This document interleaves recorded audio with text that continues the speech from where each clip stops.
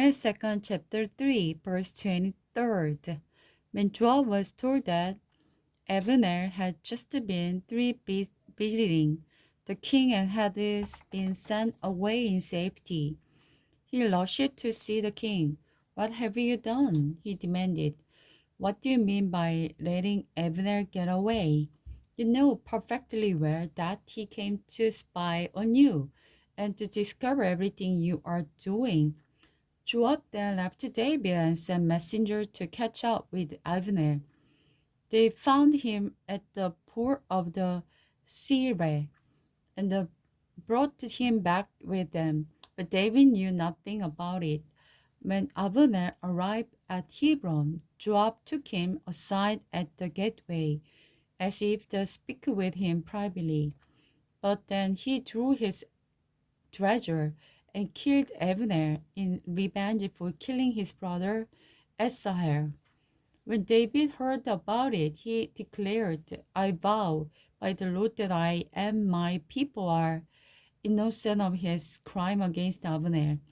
Joab and his families are the guilty one. May his family's ever generation be cursed with a man who has open sore or leprosy, or what can crunchy or the what dies by the sword or who beg for food. So Joab and his brother Abishai killed Abner because Abner had killed their brother Asahel at the battle of the Gibeon. David mourned Abner's death. Then David said to Joab and all those who were with him, tear your clothes and put on sackcloth. Go into deep mourning for Abner. And the King David himself walked behind the procession to the grave. They buried Abner in the Hebron, and the king and all the people wept at his graveside. Then the king sang this funeral song for Abner. Should Abner have died as foolish fools die? Your hands were not bound, your feet were not chained. No, you are murdered, the victim of the wicked plot. Or the people wept again for Abner. David had refused to eat anything the day of the funeral, and now everyone begged him to eat. But David had made a vow saying, May God kill me if I eat anything before sundown. This pleased the people very much. In fact, everything the king did please him. So everyone in Judah and Israel knew that David was not responsible for Abner's death.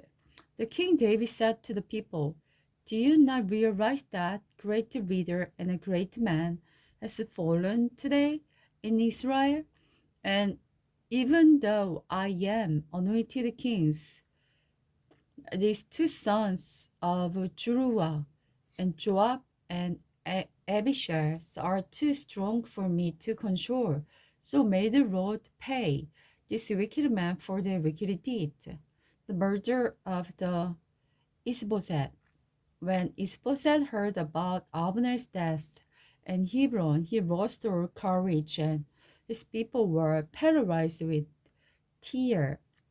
Now there were two brothers, Baana and Rechab, who were captains of Ishbosheth's raiding part. They were sons of the Rimmon, member of the tribe of Benjamin, who lived in the Beeroth. The town of the Beeroth is now part of the Benjamin's territory because the original people of the Beeroth fled to Giltaim, where they still lived as foreigners. Saul's son Jonathan had a son named Mephibosheth, who was crippled as a child. He was 5 years old when Saul and Jonathan were killed at the battle of the Jazer. When news of the battle reached in the capital, the child's nurse grabbed him and fled. but she fell and dropped him as he was running, and he became crippled as a result. One day, Rahab and Baana, the son of the Limon from the Beloth, went to the Ishbosheth's home around noon as he was taking a nap.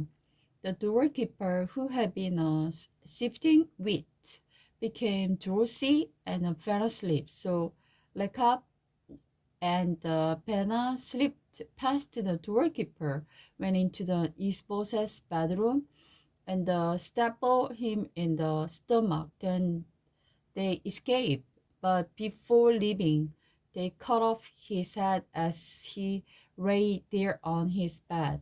Taking his head with them, they fled across the Jordan Valley. Through the night, they arrived in Hebron and presented Ishbosheth's head to David. Look, they exclaimed, here is the head of the Ishbosheth, the son of your enemy, Saul, who tried to kill you. Today the Lord has given you revenge on Saul and his entire family.